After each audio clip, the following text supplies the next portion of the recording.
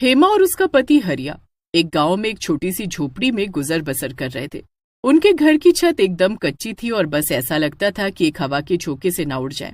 पैसे की कमी की वजह से वो छत की मरम्मत तक नहीं करवा पा रहे थे। दोनों का जीवन एकदम गरीबी में गुजर रहा था। हरिया एक धोबी था और लोगों के कपड़े धोने का काम करता था। एक दिन हरिया की पत्नी हेमा उससे बोली, घर के हालात दिन पर दिन बिगड़ते जा रहे हैं। आपके अकेले के काम करने से हम घर खर्च नहीं चला पाएंगे। अरे तो इसके अलावा हमारे पास कोई और रास्ता भी तो नहीं है। मुझे इसके अलावा कोई काम नहीं आता है। मैं तो बस ये बोल रही थी कि क्यों ना मैं भी कपड़े धोने का ही काम पकड़ लूं। गांव में वैसे भी आपके सिवा कोई धोबी नहीं है और आप सबके कपड़े धो नहीं पाते। अगर हम दोनों मिलकर कपड़े धोएंगे। हाँ, ये तो तुम सही कह रही हो, पर घर के कामों के बाद तुम ये सब कैसे कर पाओगी? अरे आप उसकी चिंता मत करो, मैं सब कर दूंगी। अगले दिन से हेमा भी हरिया के साथ घर घर जाकर कपड़े इकट्ठे करने लगती है। उसके बाद दोनों नहर के पास जाकर मिलकर कपड़े धोने लगते हैं। तुम कुछ ज्यादा ही कपड़े ले आई हो। इतने कपड़े हम कैसे धो पाएंगे? अभी हमें पैसों की सख्त जरूरत है। आपने देखा है हमारे घर की छत कभी भी गिर सकती है और कुछ दिन में बारिश का मौसम आने वाला है। मैं चाहती हूँ उससे पहले हम छत की मरम्मत करवा लें। हाँ, ये तो तुमने सही बोला। हम तो कैसे भी करके बारिश के मौसम को झेल लेंगे, पर माँ कैसे झेल पाएगी? हाँ, तभी तो अब हम रोज जितना ज्यादा हो सके उतने ज्यादा कपड़े ले आए करेंगे और ज्यादा से ज्यादा बचत करेंगे। बस फिर उस दिन से दोनों पति पत्नी पूरी मेहनत से रोज नहर के किनारे बैठकर कपड़े धोने लगते हैं। नहर के पास ही एक पेड़ होता है जिस पर एक चुड़ैल रहती थी। चुड़ैल उन दोनों को रोज कपड़े धोते देखती थी और उनकी सारी बातें सुनती थी। एक दिन जब हरिया और हेमा दोनों कपड़े धो रहे थे तो अचानक हेमा को चक्कर आ गया। हेमा, हेमा, अरे हेमा, तुमको क्या हो गया? दरअसल मैं माँ बनने वाली हूँ, बस उसी वजह से मुझे चक्कर आ गए। अरे हेमा, तो तुम्हारे लिए तो यही सही है ना। तुमको पता है ना, पहले भी हमारा बच्चा इस दुनिया में आते आते रह गया और कितने सालों बाद हमें ये खुशी दोबारा नसीब हुई है। देखो, इस बार कोई लापरवाही नहीं करना चाहता मैं। तुम अब ये सब कपड़े धोने का काम नहीं करोगी और बस घर पर आराम करोगी। हेमा उसी पेड़ के नीचे जाकर बैठ जाती है जिस पर चुड़ैल रहती है। चुड़ैल जब पेड़ पर बैठी होती है तो ऊपर से उसका एक झुमका नीचे गिर जाता है। हेमा उस झुमके को उठाकर देखने लगती है। अरे, ये झुमका ऊपर से आकर कहाँ से गिर गया? वैसे झुमका है बड़ा सुंदर, इसे मैं अपने पास रख लेती हूँ। अरे, मेरा झुमका नीचे कैसे गिर गया? अब मैं इससे अपना झुमका कैसे वापस लूं? जब तक ये मुझे मेरा झुमका नहीं देगी मुझे तो इसकी गुलामी करनी पड़ेगी। चुड़ैल को उस झुमके की वजह से हेमा के सामने प्रकट होना पड़ता है। हेमा उस चुड़ैल को देखकर एकदम डर जाती है और चिल्लाकर हरिया को आवाज देने ही लगती है कि तभी चुड़ैल बोलती है, मैं तुमको कोई नुकसान नहीं पहुंचाऊंगी। अब मैं 1 महीने के लिए तुम्हारी गुलाम हूँ और तुम मुझसे कुछ भी काम करवा सकती हो। क्या मतलब? तुम जो कि एक चुड़ैल हो और इतनी शक्तिशाली हो, वो मेरी गुलाम है, और वो भी इस मामूली से झुमके की वजह से? ये झुमका मामूली नहीं है। ये झुमका मैंने बचपन से ही पहन रखा है जब मैं जिंदा थी। अब जल्दी बताओ मैं तुम्हारा क्या काम करूं? अब मेरा काम मैं क्या करवाऊं आखिर तुमसे? मैं काम करती हूँ, अपने पति से पूछती हूँ। हेमा जल्दी से अपने पति को आवाज देकर बुलाती है। जब हरिया वहां आता है तो वो भी चुड़ैल को देखकर घबरा जाता है। अरे आप घबराओ मत, ये चुड़ैल तो हमारी गुलाम है। देखो, इसका झुमका मेरे पास है। ये बोल रही है कि अब ये 1 महीने तक मेरी गुलाम है और मैं इससे कुछ भी करवा सकती हूँ। क्या सच में ये हमारा कोई भी काम कर सकती है?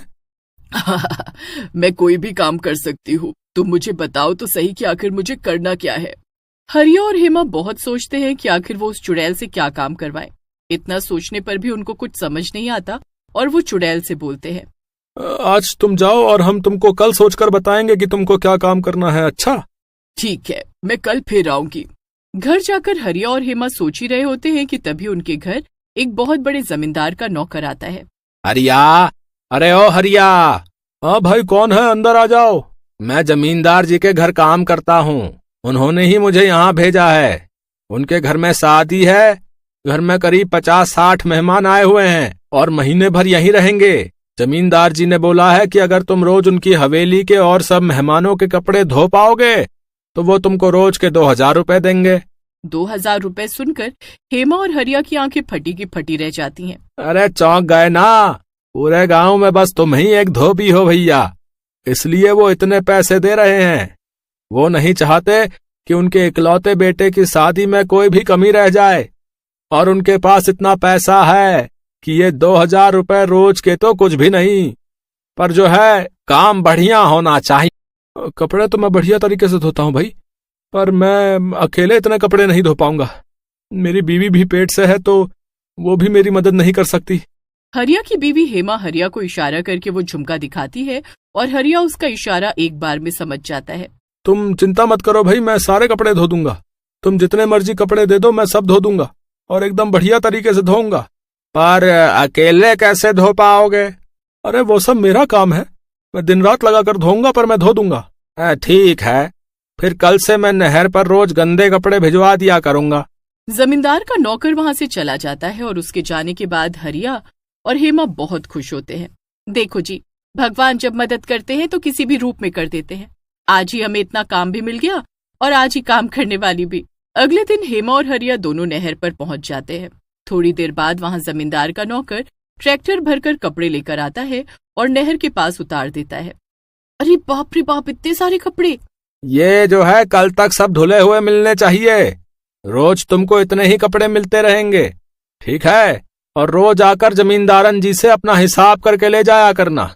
नौकर के जाने के बाद हेमा उस चुड़ैल का झुमका निकालती है और तभी वो चुड़ैल वहां प्रकट हो जाती है।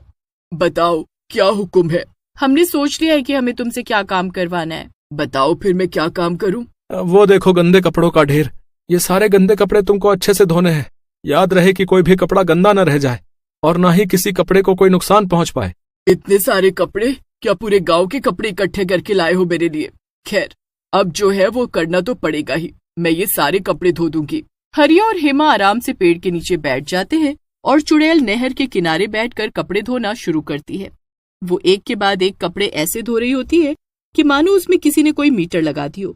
इतनी तेज तो कोई मशीन भी कपड़े नहीं धो पाती होगी जैसे वो चुड़ैल धोती है। ये चुड़ैल है या कोई मशीन? देखो तो कितनी स्पीड में फटाफट कपड़े धो रही है। अरे ये तो चुड़ैल है ना, चुड़ैल। इसके पास बहुत शक्तियां हैं। मुझे नहीं लगता इतने कपड़े धोकर भी ये थकती होगी।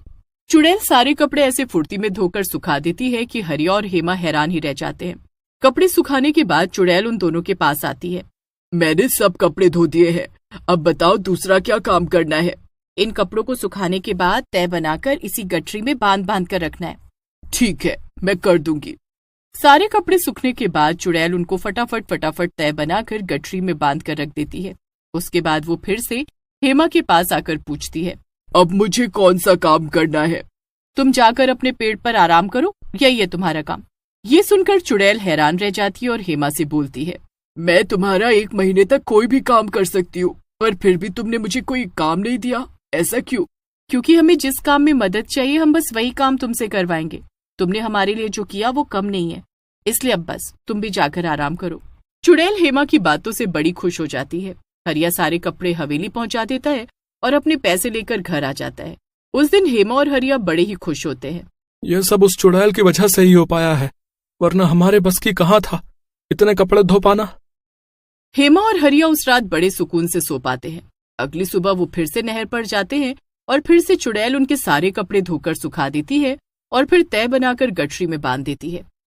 रोज ऐसे ही चलता रहता है। थोड़े दिन पहले कैसे मजे से मैं उस पेड़ पर आराम करती थी और आज देखो मैं धोबन चुड़ैल बनकर रह गई हूँ। इतने कपड़े धो धोकर तो मुझे सपने में भी यही दिखाई देता है कि कपड़े ही धो रही हूँ। उसके बाद चुड़ैल अपने हाथों को देखने लगती है, जो कपड़े धो धोकर एकदम सफेद हो चुके होते हैं, पर उस चुड़ैल के सारे बड़े बड़े नाखून कपड़े धोकर टूट चुके होते हैं। अब बताओ मैं खुश हूँ या दुखी? कपड़े धोने से मेरे हाथ तो दूध जैसे हो गए, पर कोई भी चुड़ैल बिना नाखूनों की चुड़ैल लगती है क्या? क्या हुआ? तुम अकेली में वहां बैठी बैठी क्या बड़बड़ा रही हो? नहीं नहीं, कुछ नहीं, मैं तो बस अकेले बोर हो रही थी, तो बस गाने गुनगुना रही थी। चुड़ैल कपड़े धो धोकर इतनी बोर हो चुकी होती है कि बस उससे उसे महीना पूरा होने का इंतजार ही रहता है। धीरे धीरे करके महीना पूरा भी हो जाता है। हरिया को रोज के हिसाब से 2000 रुपए मिलते हैं, जिससे उसके पास 60,000 रुपए जमा हो जाते हैं। हरिया सबसे पहले अपने घर की छत ठीक करवाता है और फिर उसके बाद वो कोयले वाली एक प्रेस खरीदता है।